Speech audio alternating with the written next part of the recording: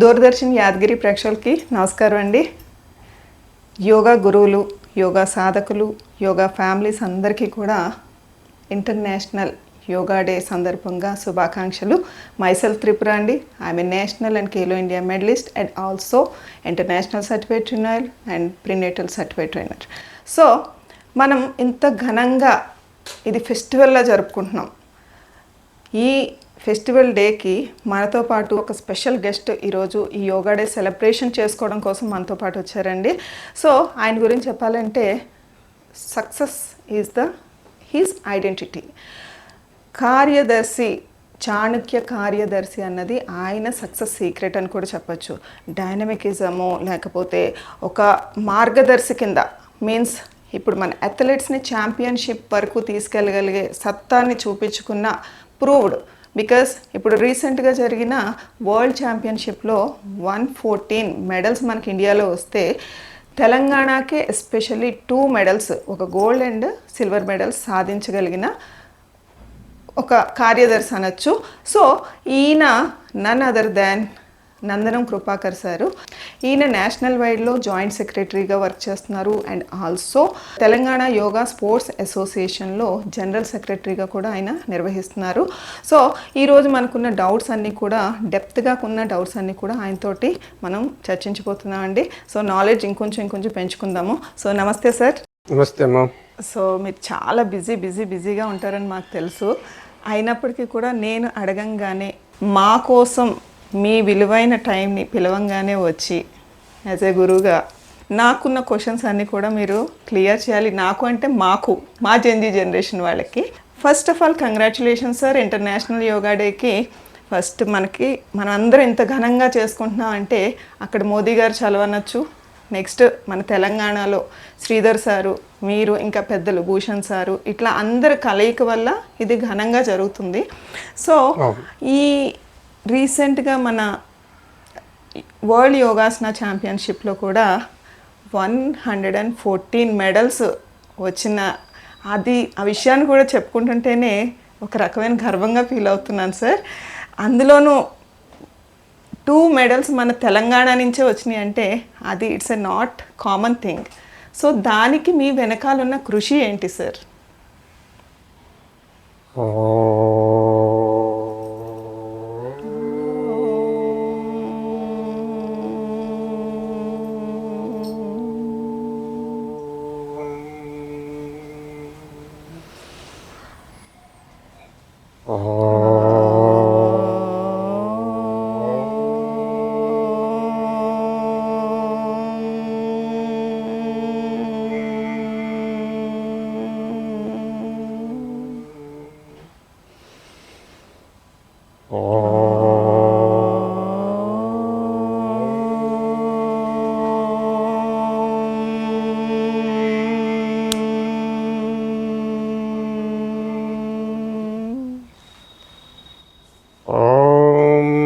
శ్రీ పరమాత్మనే నమః.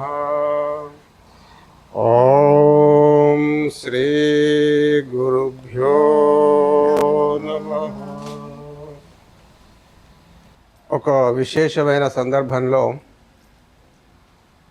విశేషమైన అంశాన్ని ఎన్నుకొని సమాజానికి అత్యంత ఉపయోగకరమైన అంశాలని అందించాలనే తపనతో ఈ కార్యక్రమం ఏర్పాటు చేశారు. దీనికి మొదటగా శుభాకాంక్షలు తెలియజేస్తున్నాను. Thank you sir. కార్యాలు చేయడం, సత్కార్యాలు చేయడం, ఈ రెండింటిలో ఒకే అక్షరమే ఎక్కువగా ఉంది, కానీ అది జీవితాలని మార్చే శక్తి ఉన్నది. యోగ సంబంధమైన సమాచార ప్రచార ప్రసారం చేయడం కూడా ఒక సత్కార్యంగానే భావించాలి. ఎందుకంటే ఇది సంపూర్ణ సమాజానికి మేలు చేసే అంశం. మొదటగా మీ ప్రశ్న, ఫస్ట్ వరల్డ్ యోగాసన ఛాంపియన్షిప్లో భారతదేశం 114 మెడల్స్తో ప్రథమ స్థానంలో ఉంది. అది తెలంగాణకు సంబంధించి 2 మెడల్స్, ఒక గోల్డ్ మెడల్, ఒక సిల్వర్ మెడల్ మనం సాధించాం. దీని వెనుక మా కృషి ఏమిటి అనేది మీ ప్రశ్న. Yes sir. Yogasana Bharat national Yogasana sports ఫెడరేషన్గా ఏర్పడి ministry of youth affairs and sports government of ఇండియాచే రికగ్నైజేషన్ పొందిన ఏకైక యోగాసన ఫెడరేషన్ భారతదేశంలో. ఇంతకు ముందే దాదాపు 40కి పైగా యోగా ఆర్గనైజేషన్స్ ఉన్నాయి. దేశంలో ఫెడరేషన్స్ ఉన్నాయి, నేషనల్ లెవెల్లో సంస్థలు, ఇంటర్నేషనల్ లెవెల్లో కార్యక్రమాలు ఏర్పాటు చేసిన సంస్థలు ఇవన్నీ ఉన్నాయి.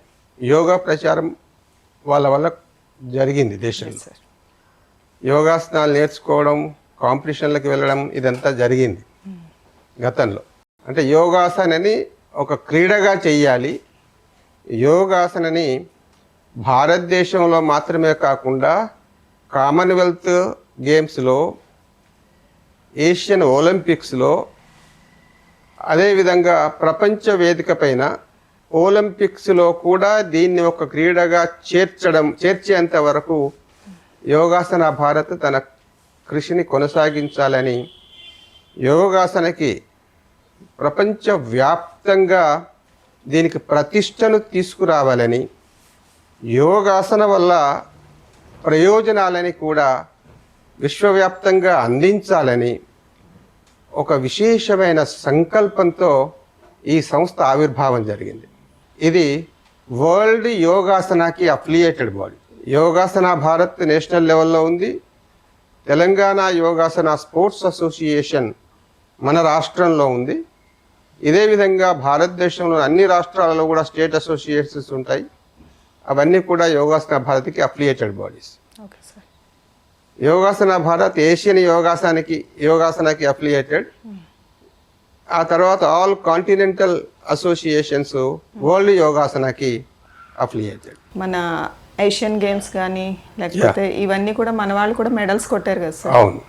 ఫస్ట్ ఏషియన్ యోగాసన ఛాంపియన్షిప్ మన గత సంవత్సరము ఏప్రిల్ మాసంలో ఢిల్లీలో ఇందిరాగాంధీ స్టేడియంలో జరిగింది. ఇందులో 20 ఏషియన్ కంట్రీస్ ఇందులో పాల్గొన్నాయి. మొదటిసారిగా జరిగింది. స్పోర్ట్స్ అథారిటీ ఆఫ్ ఇండియా వాళ్ళ యొక్క సహకారంతో ఈ కార్యక్రమం నిర్వహణ జరిగింది. ఈ కార్యక్రమ నిర్వహణ భారం యోగాసన భారత్ తీసుకుంది. యోగాసన భారత్ యొక్క కృషి వల్ల ఈ ఫస్ట్ ఏషియన్ యోగాసన ఛాంపియన్షిప్ అనేది నిర్వహణ జరిగింది. అందులో కూడా తెలంగాణకి 3 మెడల్స్ వచ్చాయి. మొదటిసారిగా ఏషియన్ లెవెల్లో కాంపిటీషన్ జరగడం, దానిలో 2 గోల్డ్ మెడల్స్, 1 సిల్వర్ మెడలు తెలంగాణకి రావడం నిజంగా అత్యంత హర్షణీయమైన విషయం. గర్వించదగిన విషయమే అయినా కూడా గర్వపడడం మంచిది కాదు. కాబట్టి యోగా పద్ధతిలో గర్వపడాల్సిన అవసరం లేదు. మనం కృషి చేయాలి, మనం ఉన్నత శిఖరాలను అధిరోహించాలి, మెడల్స్ సాధించాలి, దేశానికి పేరు ప్రతిష్టలు తీసుకురావాలి. దానికి తగినంతగా కృషి మనం చేస్తూనే ఉండాలి. దేశం మనల్ని చూసి గర్విస్తుంది. మనం వినమ్రంగానే ఉండాలి, మన యొక్క కృషిని కొనసాగించాలి. Last year Asian yogasana championship నిర్వహణ జరిగిన తర్వాత ఈ సంవత్సరం జూన్ మాసంలో 4వ తేదీ నుంచి 8వ తేదీ వరకు గుజరాత్లోని అహ్మదాబాద్లో ఫస్ట్ వరల్డ్ యోగాసన ఛాంపియన్షిప్ నిర్వహణ చేయడం జరిగింది. దీనిలో కూడా యోగాసన భారతే పూర్తిగా ఆ నిర్వహణ భారాన్ని స్వీకరించింది. స్పోర్ట్స్ అథారిటీ ఆఫ్ ఇండియా సంపూర్ణంగా సహకరించింది. ఇందులో విశేషం ఏమిటంటే ఈ వరల్డ్ యోగాసన ఛాంపియన్షిప్ని ఒక యోగి ప్రధానిగా, ప్రపంచంలో అతి విశిష్టమైన వ్యక్తిగా గుర్తింపు పొందిన ఆదరణీయ నరేంద్ర మోడీ మన భారత ప్రధాని ఈ వరల్డ్ యోగాసన ఛాంపియన్షిప్ని ఇనాగ్రేట్ చేశారు వర్చువల్గా. ఈ కార్యక్రమంలో దాదాపుగా 25 నుంచి 30 నిమిషాలు వారు ప్రసంగించారు. యోగ యొక్క విశేషత, దాని యొక్క విస్తరణ, ప్రయోజనాలు, దానికి అనేక అంశాలను కూడా వారు స్పృశించడం జరిగింది. ప్రారంభం ఒక అద్భుతాన్ని సృష్టించింది. అందులో 76 దేశాలు పాల్గొన్నాయి. 526 మంది ప్లేయర్స్ పాల్గొన్నారు. మన స్పోర్ట్స్ మినిస్టర్ మన్సుఖ్ మాండవీయాజీ ఆ ప్రారంభ కార్యక్రమంలో ప్రత్యక్షంగా పాల్గొన్నారు. గుజరాత్ ముఖ్యమంత్రి కూడా కార్యక్రమంలో పాల్గొన్నారు. ఇంకా ఇతర అనేక మంది ప్రతిష్ఠిత వ్యక్తులు పాల్గొన్నారు. అందులో తెలంగాణ పాల్గొంటుంది అని అనుకున్నాం, కానీ ఆ అవకాశం ఎంత మేరకు వస్తుంది అనేది ఒక పెద్ద ప్రశ్నార్థకంగా ఉండేది. ఎందుకంటే ఒక దేశానికి ఒకే టీం ఉంటుంది. Okay sir. ఆ ఒకే టీంలో గర్ల్స్ టీం ఉంటుంది, బాయ్స్ టీం ఉంటుంది. సో దాదాపుగా ఒక టీంలో 36 మంది వరకు ప్లేయర్స్ ఉంటారు. 12 అంశాలను తీసుకున్నారు కాంపిటీషన్ కోసం. ఇందులో ఏ అంశంలో ఏ రాష్ట్రం నుంచి ఏ ప్లేయర్ సెలెక్ట్ అవుతాడు అనేది మన చేతిలో లేదు. అంటే అది అఫీషియల్గా వేరే ఉంటారా సార్? దీనికి సంబంధించి నేషనల్ మెడలిస్టులని, ఏషియన్ మెడలిస్టులని, ఓకే సార్, యోగాసన భారత్ ద్వారా నిర్వహించబడిన నేషనల్స్, యోగాసన భారత్ నిర్వహించిన ఏషియన్, ఎస్ సార్. ఇందులో మెడలిస్టులుగా సెలెక్ట్ అయిన వాళ్ళని ట్రయల్స్కి పిలిచారు. నేను నేషనల్ మెడలిస్టు, నేను ఏషియన్ మెడలిస్టులు కాబట్టి వరల్డ్ కాంపిటీషన్కి నేనే వెళ్ళాలి, నన్నే పంపుతారు అనే భ్రమలో ప్లేయర్స్ ఉండకూడదు అని ఇప్పుడు అర్థమైంది. ఇక నాకు ఒక జాతీయ స్థాయిలో మెడల్ వచ్చింది కాబట్టి ఫర్దర్ స్థాయికి నాకే అర్హత ఉంది. అలా కాకుండా వీళ్ళందరినీ ట్రయల్స్కి పిలిచారు. దాదాపు 2 రోజులు ఢిల్లీలో ట్రయల్స్ అయినాయి. ఆ ట్రయల్స్లో అద్భుతంగా పర్ఫామ్ చేసిన వాళ్ళని మాత్రమే సెలెక్ట్ చేసుకున్నారు. సెలెక్ట్ చేసి మళ్ళీ వాళ్ళని డైరెక్ట్గా కాంపిటీషన్కి పంపలేదు, ట్రైనింగ్ ఇచ్చారు. సెలెక్ట్ చేసిన వాళ్ళను 20 రోజుల రిగరస్ ట్రైనింగ్ ఇచ్చారు. 20 రోజులు, రోజుకు 6 నుంచి 8 గంటలు ఫిజికల్ కోచింగ్, ఆ తర్వాత థియరిటికల్. అట్లా 20 రోజులు వాళ్ళకి కోచింగ్ ఇంటర్నేషనల్ స్టాండర్డ్స్లో కోచింగ్ ఇవ్వడం జరిగింది. Sports authority of India Delhi, Haryana బార్డర్లో ఉన్న ఆ ఇన్స్టిట్యూషన్లో వీళ్ళ కోచింగ్ కార్యక్రమం కొనసాగింది. దానిలో ట్రయల్స్కి మన తెలంగాణ నుంచి 4 పంపించాం. కొమురంభీం జిల్లా నుంచి ఏడుకొండలు అనే ప్లేయర్, నల్గొండ జిల్లా నుంచి నాగేశ్వరరావు అనే ప్లేయర్, మహబూబ్నగర్ జిల్లా నుంచి వనజారెడ్డి అనే ప్లేయర్, రంగారెడ్డి జిల్లా నుంచి సతీష్ కుమార్. ఈ 4 కూడా నేషనల్ మెడలిస్టులు. ఇందులో నాగేశ్వరరావు ఏషియన్ మెడలిస్టు. ఈ 4 మనం తెలంగాణ నుంచి పంపిస్తే విచిత్రంగా ఏషియన్ మెడలిస్ట్ దీనికి సెలెక్ట్ కాలేదు. నాగేశ్వరరావుని ఏడుకొండల్ని రిజర్వ్లో ఉంచారు. వనజారెడ్డి, సతీష్ కుమార్ అని సెలెక్ట్ చేశారు. సో ఇట్లా మనం 4 పంపితే 2 సెలెక్ట్ అయ్యారు. అంటే ఇప్పుడు ఏషియన్ గేమ్స్ వరకు వెళ్ళి మెడల్ కొట్టిన వాళ్ళు అక్కడ వరకు ఎందుకు వెళ్ళలేకపోయారంటారు సార్? అంటే అక్కడ కూడా ఏమన్నా ప్రాపర్గా వీళ్ళు చేయలేకపోవడం అంటారా, లేకపోతే ఆన్ ద స్పాట్లో ఏమన్నా డిస్టర్బెన్సెస్ వల్ల అంటారా? లాస్ట్ ఇయర్ ఏప్రిల్లో మెడల్ వచ్చింది. ఈ ఇయర్ మేలో మళ్ళీ ట్రయల్స్ జరిగాయి. 1 సంవత్సర కాలం దాదాపుగా గడిచింది. ఈ సంవత్సర కాలంలో నిరంతర యోగ సాధన చేయడం అనేది ఒక లక్ష్యంగా, ఒక లక్షణంగా, ఒక దైనిక కార్యక్రమంగా పెట్టుకొని సాధన చేసే సాధకులకి అవకాశాలు వస్తాయి. అక్కడ జస్ట్ 0.1 సెకండ్ ఆ ఫ్రాక్షన్లో కూడా ఏమాత్రం వేరియేషన్ కనపడ్డా దాన్ని మైనస్ మార్క్స్ వస్తాయి. మన నేషనల్ యోగాసన కాంపిటీషన్లో 360 degrees కెమెరాస్ కవర్ చేస్తాయి. So every moment and every expression, facial feelings కూడా అత్యంత స్పష్టంగా కవర్ చేస్తాయి. ప్రతి అంశాన్ని పరిగణలోకి తీసుకుంటాం కాబట్టి అందులో ఎక్కడో ఒక దగ్గర అనుకున్నంత అక్కడ మనం ప్రదర్శించలేకపోయాం. దాంతో వాళ్ళని రిజర్వ్లో పెట్టారు. మళ్ళీ అవకాశం వస్తే రావచ్చు అనుకున్నాం, కానీ రాలేదు. సో వీళ్ళిద్దరికీ అవకాశాలు వచ్చాయి. ఆ ఇద్దరు కూడా అంటే మనం ప్లేయర్స్ నేషనల్ లెవెల్ కానీ, ఇంటర్నేషనల్ లెవెల్ కానీ, ఏషియన్లో కానీ, వరల్డ్లో కానీ, ఈవెన్ కామన్వెల్త్లో కానీ, ఏషియన్ ఒలింపిక్స్లో కానీ, లేదా ఒలింపిక్స్ గేమ్స్లో కానీ ఏ స్థాయిలో మెడల్స్ తెచ్చుకున్నప్పటికీ మనలో వినమ్రత పెరగాలి. దేశం మనల్ని చూసి గౌరవించాలి, గర్వించాలి.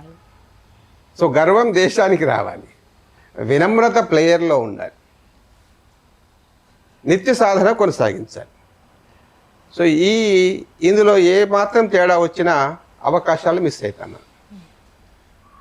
సో ఆ ఉద్దేశంతో మన యోగాసన భారత్ యోగాసనాన్ని అంతర్జాతీయ స్థాయిలో ప్రతిష్ఠితమైన క్రీడలకు ఉన్న స్థానాన్ని యోగాసనకు తీసుకురావాలి అనేదే లక్ష్యంగా పెట్టుకొని పనిచేస్తుంది.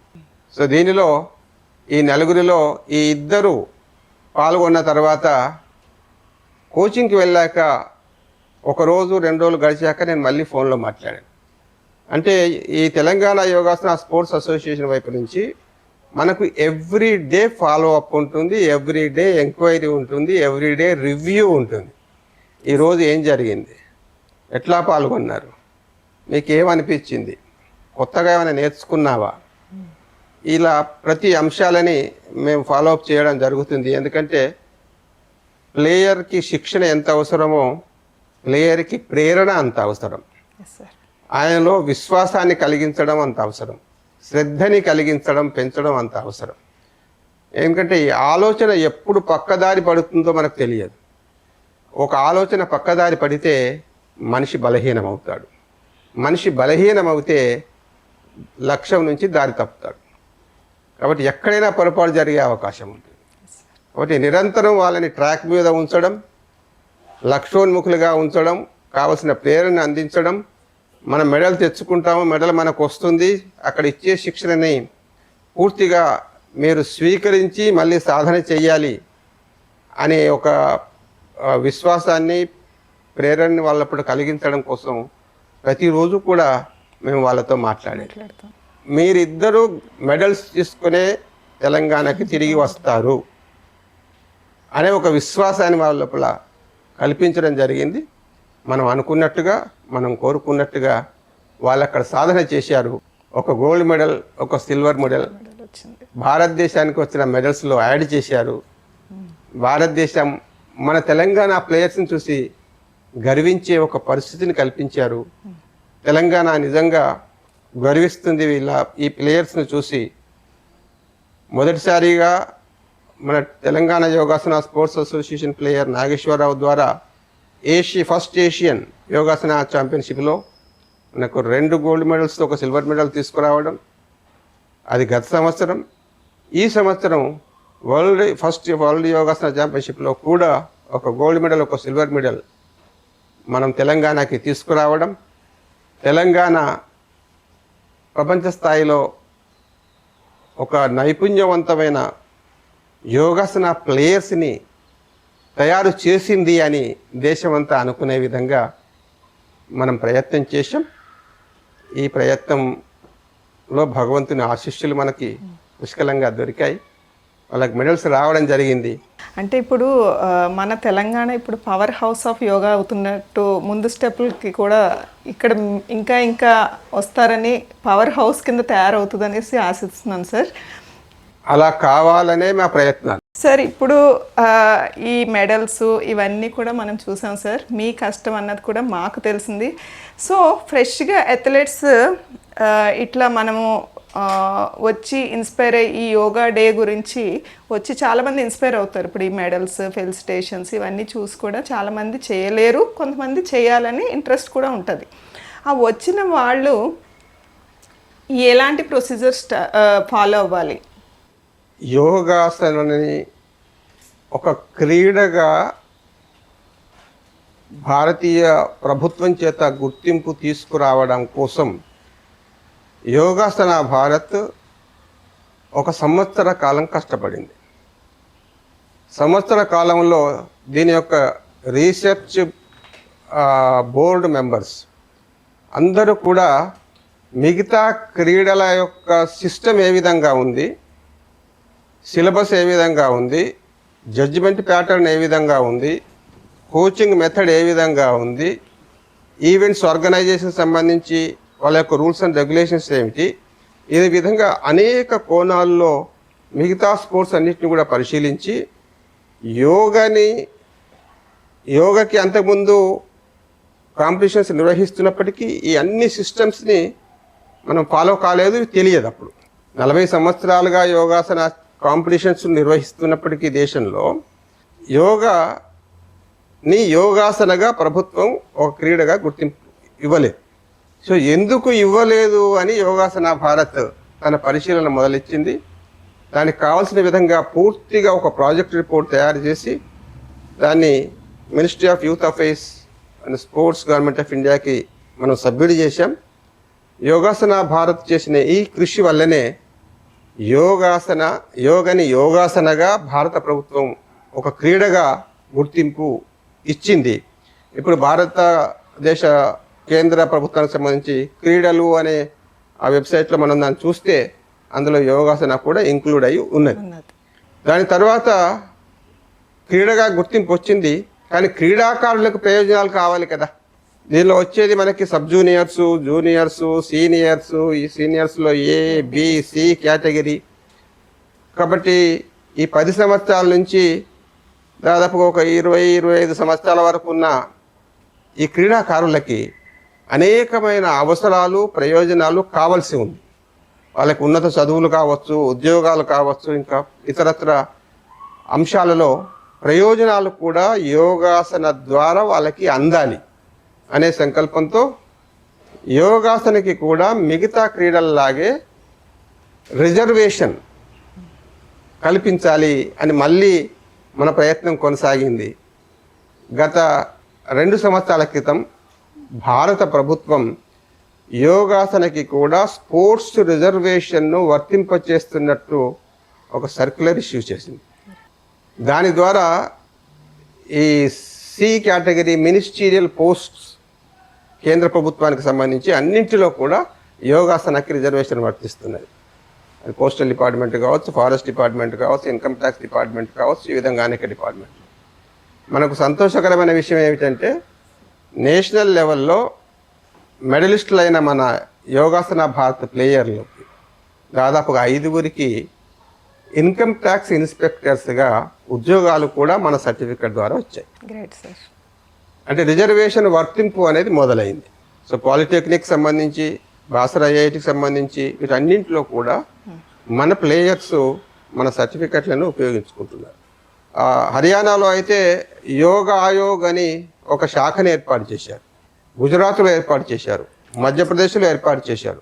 వాళ్ళు ప్రత్యేకంగా యోగాసన క్రీడని రాష్ట్ర వ్యాప్తంగా దీన్ని ఎలా చేయాలి, ఎక్కువ మంది విద్యార్థులని, యువకులని, మహిళలని దీనిలో ఎట్లా ఇన్వాల్వ్ చేయాలి అనే అంశాలపైన ప్రత్యేకంగా వాళ్ళు ప్రయత్నాలు చేస్తున్నారు, ప్లాన్స్ వేస్తున్నారు, ఇంప్లిమెంట్ చేస్తున్నారు.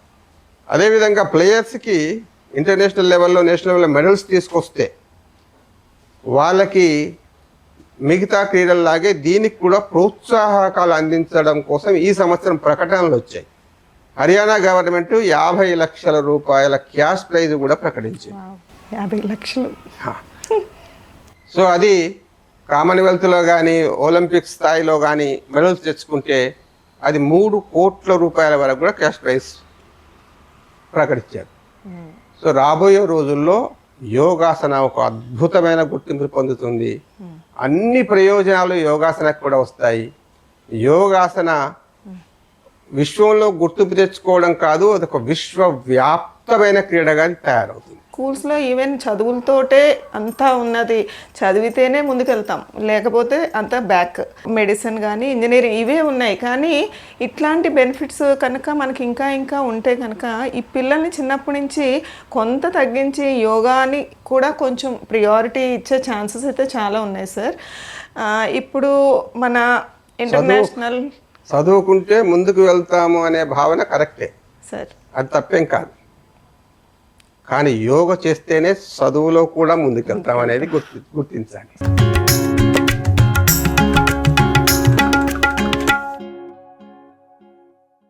సార్, ఇప్పుడు ఇంటర్నేషనల్ యోగా డేలో డిఫరెంట్ థీమ్స్ మనం ప్రతి ఇయర్ ఒక్కొక్క థీమ్ పెట్టుకుని చేస్తున్నాము.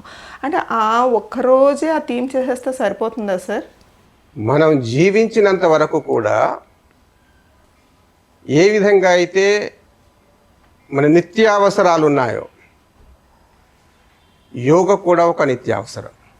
ప్రతిరోజు బాగుండాలి అనుకుంటే యోగ చెయ్యాలి. అప్పుడప్పుడే బాగుండాలని ఎవరు అనుకుంటారు. ఇప్పుడు జనరేషన్ అలాగే ఉంది. ఇప్పుడు జనరేషన్ అలా ఉన్నప్పటికీ డబ్బు సంపాదన మార్గంలో మనం శ్రమించిన కారణాన మనకు వచ్చే జబ్బులకు హాస్పిటల్లో ఖర్చు చేయాల అనే అంశం కూడా మనం అర్థం చేసుకోవాలి.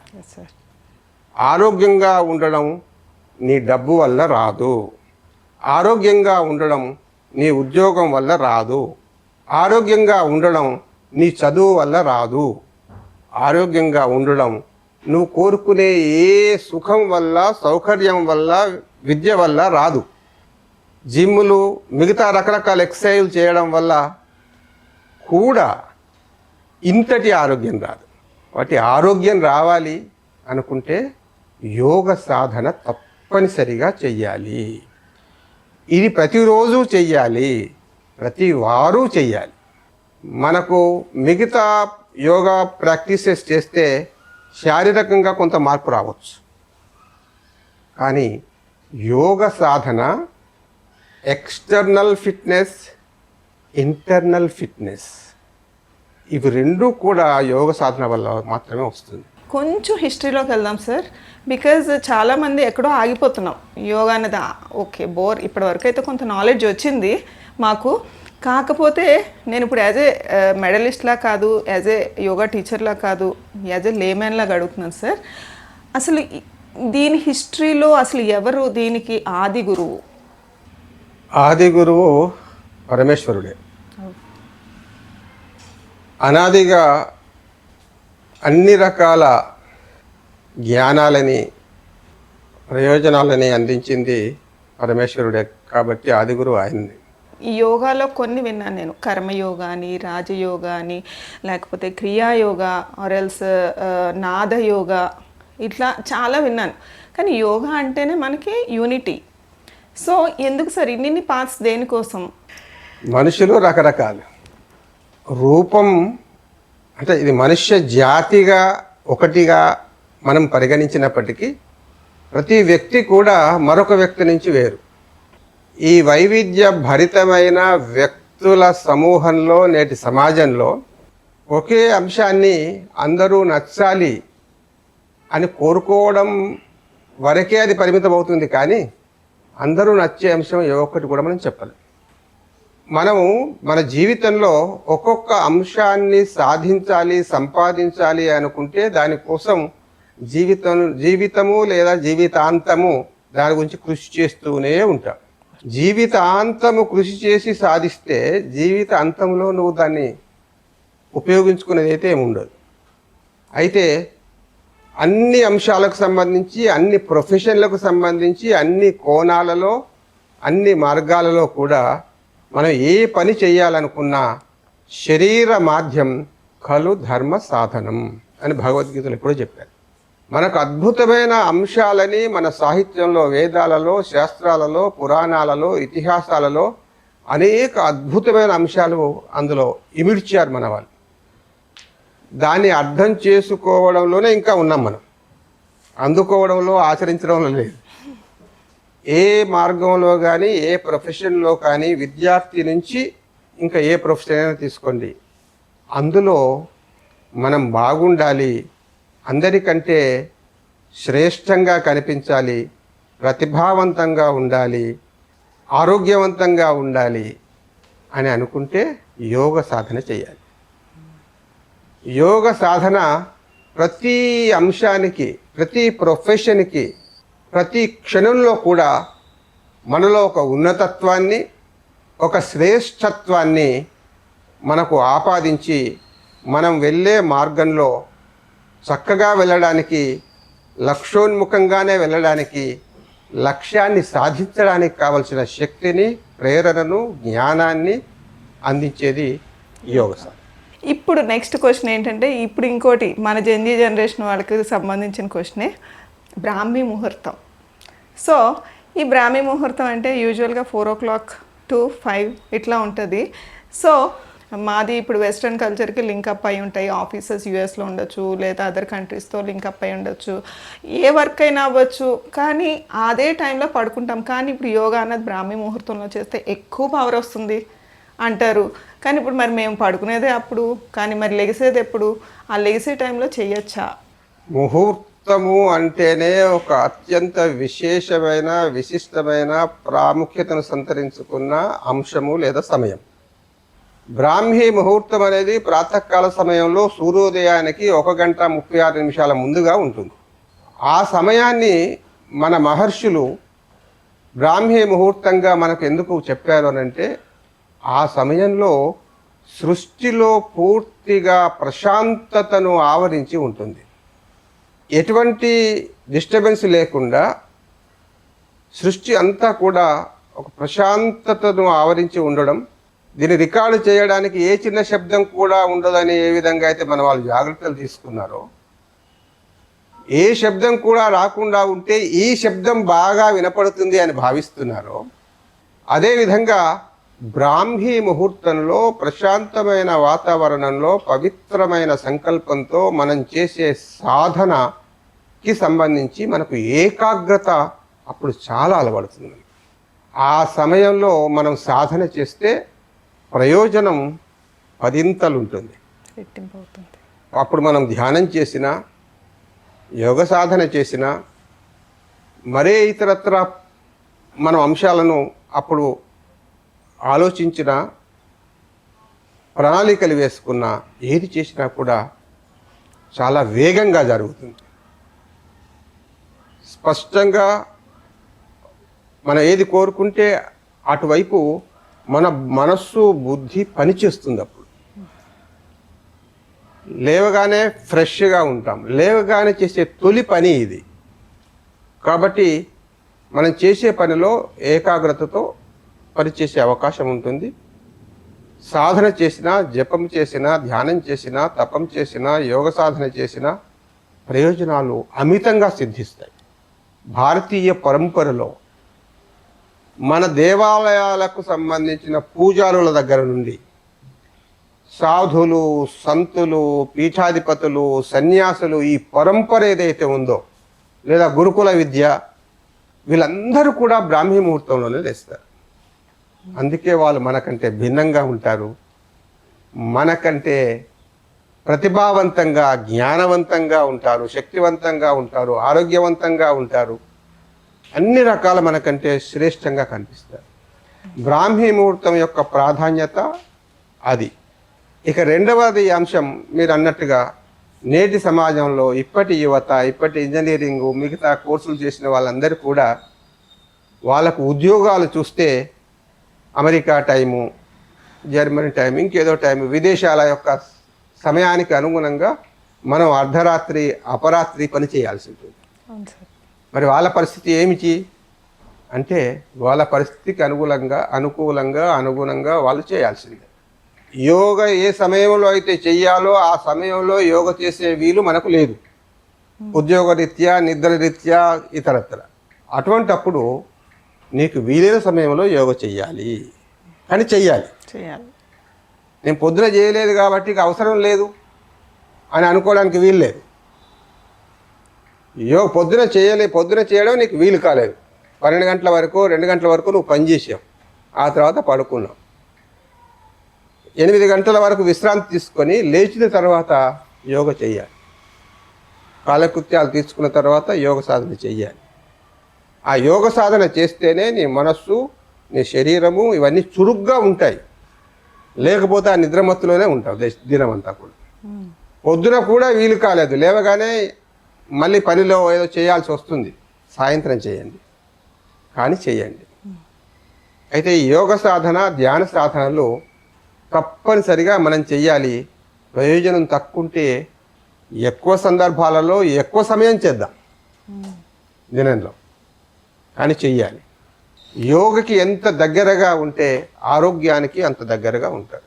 ఇప్పుడు జనరేషన్ చిన్న పిల్లల నుంచి కూడా స్కూల్కి వెళ్ళే వాళ్ళ దగ్గర నుంచి కూడా వాళ్ళకి కూడా బీపీలు వచ్చేస్తున్నాయి, షుగర్లు వచ్చేస్తున్నాయి, అండ్ చదువు వల్ల వచ్చే స్ట్రెస్ అవనండి, లేకపోతే ఏదైనా సరే సంథింగ్ ఎన్వైర్న్మెంట్ ఈజ్ కంప్లీట్లీ డిఫరెంట్గా ఉంది. పొల్యూటెడ్ ఫుడ్ వల్ల అవనండి, లేకపోతే పొల్యూటెడ్ ఇంకొక రకం కాదు. ఇది యోగాకి ఏమన్నా యూజ్ అవుతుందంటారా?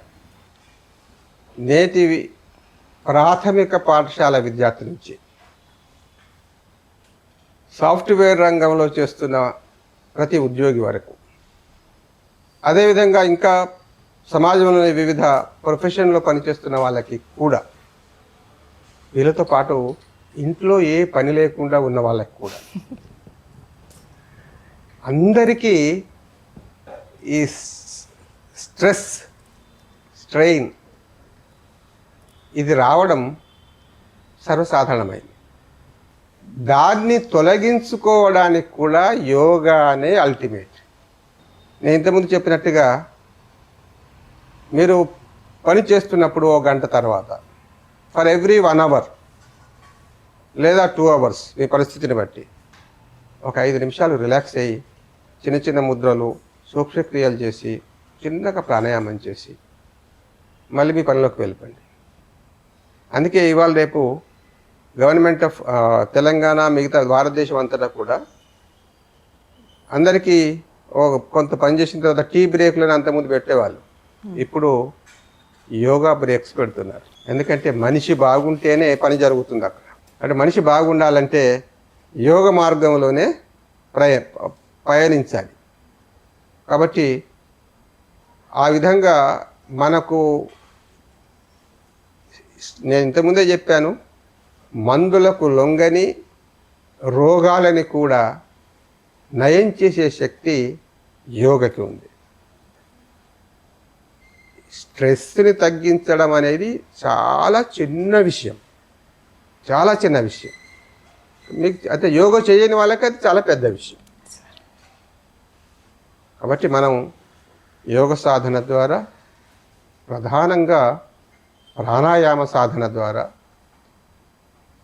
జప తపాల వల్ల, సేవా కార్యక్రమాలు చేయడం ద్వారా, భక్తి మార్గంలో, ఆధ్యాత్మిక మార్గంలో మనం కొన్ని సాధనలు చేయడం, పనులు చేయడం వల్ల, సత్సాంగత్యం చేయడము, స్వాధ్యాయం చేయడము, ఈ పనులు చేయడం వల్ల, నేను ఇంతకుముందే చెప్పాను కదా, మన వేద శాస్త్ర పురాణ ఇతిహాసాలు ఇవన్నీ కూడా జ్ఞాన భాండాగారాలు. ఈ మన జ్ఞాన భాండాగారం అంతా కూడా సంస్కృతంలో ఉంది. సంస్కృత మూలాల్లోకి వెళ్తే సంస్కృత శ్లోకాల్లో ఉంది. ఆ శ్లోకాల్లో, అందులో కొన్ని శ్లోకాలు మంత్రాలు, బీజాక్షరాలతో కూడినవి ఉన్నాయి. సో వాటిని మనం తెలుసుకోవడము, వినడము, అనడము, సాధన చేయడం ద్వారా మన శరీరంలో అద్భుతమైన మార్పులు వస్తాయి. మనకు పనికిరాని అనేక అంశాలని డిటాక్స్ చేసే శక్తి కూడా కేవలం యోగకే ఉంది. అది శారీరక శుద్ధి కావచ్చు, మానసిక శుద్ధి కావచ్చు, ఏ శుద్ధీకరణ అయినా కూడా ఇంటర్నల్గా చేయగలిగే శక్తి కేవలం యోగకి మాత్రమే ఉంది. చిన్న పిల్లల దగ్గర నుంచి కూడా ఇప్పుడు ఎదుర్కొనే పెద్ద సమస్య స్ట్రెస్. ఆ స్ట్రెస్ వల్ల వచ్చే ఒబేసిటీ అవనండి, లేకపోతే డయాబెటీస్ అవనండి, బీపీ అవనండి, కిడ్నీ ప్రాబ్లమ్స్ కూడా ఈ మధ్య ఎక్కువైపోయినాయి. సో ఇవన్నిటిని కూడా మనము సాత్విక ఆహారం ద్వారా అండ్ ఆల్సో ఈ ప్రాణాయామస్, చాంటింగ్స్ ద్వారా కూడా మనము దీన్ని ఎదుర్కోవచ్చు అని సార్ చెప్తున్నారు.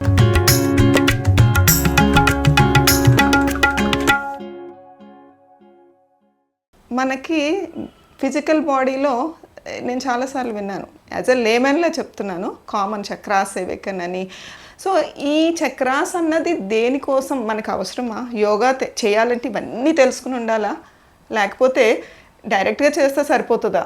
గురువు గారు చెప్పినట్టు మనమే యూట్యూబ్లో చూసి నేర్చుకుంటే సరిపోతుందా, లేకపోతే ఒక గురువు అన్నది కంపల్సరీనా? ప్రత్యక్షంగా మనం గురువు దగ్గరికి వెళ్ళి గురు సమక్షంలో చేయడం అనేది ఉత్తమమైన పద్ధతి. బ్రాహ్మీ ముహూర్తంలో యోగ చేయడం ఏ విధంగా ఉత్తమమో, గురు సమక్షంలో యోగ చేయడం ఆ విధంగా ఉత్తమం. ఎందుకంటే మనం చేసే పొరపాట్లు, దోషాలు వాటిని వెంటనే సవరణ చేసే అవకాశం అక్కడ ఉంటుంది. అది వీలు కాని పక్షంలో ఈరోజు ఆన్లైన్లో క్లాసుల ద్వారా కూడా మనం వాటిని యోగ సాధన చేయవచ్చు. లేదా మనం స్వాధ్యాయం చేయడం ద్వారా కూడా యోగ సాధన చేయవచ్చు.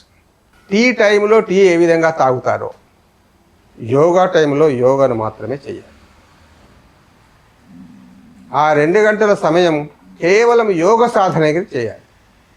ఆ పక్కన ఫోన్ కాసేపు మాట్లాడడము, కాసేపు ఇంకేదో చేయడము, ఇంకోటి చేయకూడదు. ఆ time that is totally for yoga. ఆ 2 గంటలు ఇంకా వేరే ఏ పని చేయకుండా కేవలం యోగ సాధన చేయడం మీదనే దృష్టి పెట్టి యోగ సాధన మనం చేయాల్సిన అవసరం ఉంది. దీనిలో శరీర నిర్మాణం గురించి మనం ఆలోచిస్తే ఇది నిజంగా ఒక అద్భుతం. మెడికోస్ మాత్రమే కొంచెం తెలుసుకుంటారు, యోగా టీచర్లు కూడా కొంత తెలుసుకుంటున్నారు. కానీ శరీరం అనేది నిజంగా భగవంతుడు మనకు ఇచ్చిన ఒక అమూల్యమైన బహుమతి, మానవ జన్మ. సార్ ఒక ఇంపార్టెంట్ క్వశ్చన్ సార్. ఫస్ట్ మీరు ఎప్పుడు చూసినా సరే ఓం అనే అంటారు. సో ఈ ఓంకారానికి ఎందుకు అంత ప్రాముఖ్యత? అండ్ ఆల్సో ఓంకారతోటేనే స్టార్ట్ చేస్తే ఏమన్నా మనకి ఇంకా ఎక్కువ పవర్స్ వస్తాయంటారా to live healthy and happily? ఓంకారం లేని మంత్రము లేదు. ప్రతి మంత్రానికి ముందు ఓంకారం ఉంటుంది. ఓం అన్న తర్వాతే మంత్రోచ్చారణ. ఓం అన్న తర్వాతనే మనం అన్ని పనులు చేయడం అనేది. ఇప్పుడు విద్యాభ్యాసం చేస్తాం, అక్షరాభ్యాసం అంటారు. అక్షరాభ్యాసంలో కూడా మొట్టమొదటగా మనం రాసేది ఓంకారం. దీని విశిష్టత అంతా ఎందుకు అనంటే, ఈ సృష్టి ఏర్పడ్డదే ఓంకార శబ్దం ద్వారా. ఇప్పటికీ నాసా వాళ్ళు ఈ మధ్యలో కనుగొన్న అంశం ఏమిటంటే, సూర్యుని దగ్గరగా వెళ్తే మనకు వినిపించే శబ్దం కూడా ఓంకారమే. అది రికార్డ్ చేశారు వాళ్ళు, నాసా. ఈ సృష్టి అంతా కూడా ఓంకారము ద్వారా, ఓంకారం మీదనే ఆధారపడి ఉంది. దానిని ఉచ్చరించిన, దానిని విన్న అద్భుతమైన ప్రయోజనాలు, ప్రభావాలు మన శరీరం పైన పడతాయి. ఈ సృష్టి తర్వాత మన సృష్టి, ఇవి రెండు కూడా, మానవ సృష్టి ఇవి రెండు కూడా పంచభూతాత్మకమైంది అని ఇంతకు ముందే అనుకున్నాం. గాలి, నీరు, అగ్ని, భూమి, ఆకాశ తత్వాలతో కూడిన అంశాలే మన శరీర నిర్మాణంలో కూడా ఉన్నాయి. మన పెద్దవాళ్ళు వేదాంత పద్ధతులు చెబుతారు, ఏదైతే అండములో ఉందో పిండములో అదే ఉంది అని. మన శరీరం యొక్క నిర్మాణం కూడా ఇప్పుడు నేను చెప్పినట్టుగా ఆ పంచభూతాత్మకమైంది, అదేవిధంగా పంచకోశాత్మకమైంది. ఈ శరీరంలో మనం ప్రాణశక్తి కొనసాగినంత మట్టుకే ఈ శరీరం ఉంటుంది. ప్రాణశక్తి పోతే మనిషి చనిపోయినట్టు, ఇక ఏ అంగం పనిచేయదు. కాబట్టి అన్నమయ కోశం, ప్రాణమయ కోశం, మనోమయ కోశం, విజ్ఞానమయ కోశం, ఆనందమయ కోశం, ఈ 5 కోశాల ద్వారా నిర్మితమై ఉంది మన మనస్సు, మన శరీరము, ఇవన్నీ కూడా. అదేవిధంగా మూలాధార చక్రం నుంచి సహస్రార చక్రం వరకు కూడా ఈ చక్రాలు కూడా ఒక డిఫరెంట్ పవర్ సెంటర్స్ అవి. మన శరీరంలో పవర్ సెంటర్స్ అవి. సో వాటిని కూడా మనం యాక్టివేట్ చేసుకోవడం అనేది, వాటి యొక్క శక్తిని ఉపయోగించుకోవడం అనేది కూడా యోగ సాధన ద్వారా జరుగుతుంది. కాబట్టి ఈ ఓంకార సాధన అనేది నిజంగా ఒక అద్భుతమైన సాధన. దీనికి సంబంధించి కూడా మనకు అనేక రకాల పరిశోధనలు జరిగాయి. అన్ని మందులు వాడి, ఎక్కడ అన్ని హాస్పిటల్ తిరిగి ఎక్కడ తగ్గని ఒక రోగం ఓంకార సాధన ద్వారా తగ్గిపోయింది. అంటే ఓంకారం యొక్క విశిష్టత మనం తెలుసుకోవచ్చు. మృత్యుంజయ మంత్రం ద్వారా కూడా మనకి ఎయిమ్స్లలో పరిశోధనలు చేశారు. మృత్యుంజయ మంత్రం ద్వారా కూడా కోమాలో ఉన్న వ్యక్తులు కూడా బయటికి రావడం జరిగింది. గాయత్రి మంత్రం ద్వారా కూడా ఈ విధంగా ప్రయోజనాలు ఉన్నాయి. అంటే ఓంకారం ద్వారా, గాయత్రి మంత్రం ద్వారా, మృత్యుంజయ మంత్రం ద్వారా ఇవి వినడం వల్ల, వాటిని మనం అనడం వల్ల జీవితంలో అద్భుతమైన ప్రయోజనాలని మనం పొందే అవకాశం ఉంది. కాబట్టి ఓం అని ఎన్నిసార్లు అంటే అంత మేలు జరుగుతుంది. ఓంకారాన్ని విడవకుండా మనం ఉంటే మనకు ప్రశాంతత కలుగుతుంది, స్ట్రెస్ ఫ్రీ అవుతాము, ఆరోగ్యంగా తయారవుతాము, ప్రతిభావంతంగా ఉంటాము, చైతన్యవంతంగా ఉంటాము. ఓంకారం మనలో ప్రాణశక్తిని పెంచుతుంది, మనలో ఓజస్సుని పెంచుతుంది, తేజస్సుని పెంచుతుంది. కాబట్టి ఓంకారం లేని మంత్రమే లేనప్పుడు ఓంకారం లేని జీవితం ఎలా ఉంటుంది? ఎస్ సార్, అవును సార్, చాలా థ్యాంక్ యూ సార్. ఎందుకంటే మాకు ఇలాంటివి ఇంత డెప్త్గా తెలిసే నాలెడ్జ్ అయితే మాకు లేదు. బికాజ్ మేము చదువుకుని ఏదో బుకిష్ నాలెడ్జ్ తప్ప ఇంత డెప్త్ నాలెడ్జ్ అయితే మాకు లేదు. ఈ జనరేషన్ వాళ్ళకి ఇది చాలా యూజ్ అవుతుందని నేను భావిస్తున్నాను. So thank you so much sir, ధన్యవాదాలు. మీరు ఇంకా ఇలాంటివన్నీ కూడా ఇంకా అచీవ్మెంట్స్ చేస్తూ మాకులాంటి అథ్లెట్స్ని ఇంకా ఛాంపియన్షిప్స్కి పంపించి ఛాంపియన్స్ కింద వాళ్ళ కెరియర్ని కూడా బిల్డ్ చేయాలని కోరుకుంటూ thank you so much sir, ధన్యవాదాలు సార్. నమస్తే అమ్మ. చూసారు కదా ఫ్రెండ్స్, ఇంటర్నేషనల్ యోగా డే రోజు మన గురూజీ ఎంత బిజీగా అలసిపోయి ఉండి కూడా పిలవంగానే వచ్చారు. ఎందుకోసం? మన మూలాల గురించి మనకు తెలుసుకోలేకపోవడం వల్ల ఈ జనరేషన్ మన యోగా అంటేనే బోర్, లేకపోతే ఏం పోతాంలే ఏదో స్లోగా ఉంటుంది అన్న థీమ్ తోటి చాలామంది పాజ్ అయిపోతున్నారు. కొత్త జిమ్ అని, ఇంకా లేకపోతే జుంబాస్ అని, ఇంట్లో ఫాస్ట్ వాటికి వెళ్ళిపోదాం అనేసి అనుకుంటున్నారు. మనం ఎంత ఫాస్ట్గా వెళ్తామో అంతే ఫాస్ట్గా బ్యాక్ వచ్చేస్తాం. కానీ ఇది slow and steady wins the race అన్నట్టు మన నరాల్లోనూ కూడా ఆక్సిజన్ని నింపుకోవచ్చు, body and outside cleansing చేసుకోవచ్చు అనేసి సార్ ద్వారా మనం చాలా మటుకు తెలుసుకున్నాము. సో ఇవన్నీ కూడా వినేసి వదిలేకండి, మనం రోజు ఆచరిస్తూ ఏదో యోగా డే ఒక్కరోజే మనం ప్రాక్టీస్ చేసేస్తే అయిపోతుంది, మనకు ఆరోగ్యం వచ్చేస్తుంది అన్నదైతే మాత్రం 100% రాంగ్ అండి. హ్యాపీగా హెల్తీగా సాత్విక ఆహారం తింటూ అందులోంచి వచ్చే కెమికల్స్ని కూడా మన యోగా ద్వారా తగ్గించుకోవచ్చు, ఓంకార ద్వారా తగ్గించుకోవచ్చు, డిఫరెంట్ మన అన్ప్రిడిక్టబుల్ డిసీజెస్ని కూడా దీని ద్వారా తగ్గించుకోవచ్చు అనేసి సార్ ద్వారా తెలుసుకున్నాను. సో నేనైతే ఈరోజు నుంచి అయితే 100% నాలెడ్జ్ ఇంకా గెయిన్ చేశాను అనుకుంటున్నానండి. మీరు కూడా గెయిన్ చేశాను అనుకుని మనం ఈ యోగా డే నుంచే మనం ముందుకి స్టెప్స్ వేసుకుంటూ రెగ్యులర్గా ప్రాక్టీస్లోకి వెళ్దామండి. దిస్ ఈజ్ త్రిపుర అండి, సైనింగ్ ఆఫ్. నమస్తే.